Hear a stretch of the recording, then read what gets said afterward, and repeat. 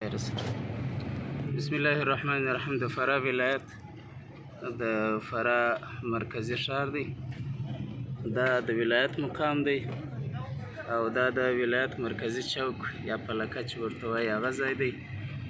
خلک راوتلي دي د مجاهدینو استقبال ته. نو دغه دی چې د خیره سره د مجاهدینو استقبال کوي. څوک اوبه ورته راوړي، څوک تبریکي او مبارکي ورته وایي.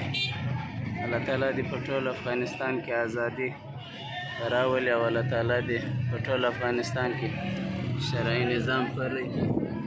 دا مرکزی چوک دی او دا هم د ولایت ټاور دی چې مجاهدین پر پیره ورته ناست دي. پر پلکې باندې ډېر رش دی، سړي ته لار هم نه ورکوي یار چې څنګه به شي. السلام علیکم مولوي صاحب، ښه یاست؟ صحت ښه دی؟ څنګه یاست؟ مبارک مو شه وروره. څنګه دی حالت؟ څنګه دی؟ زه ښه دی چې خوندور دی.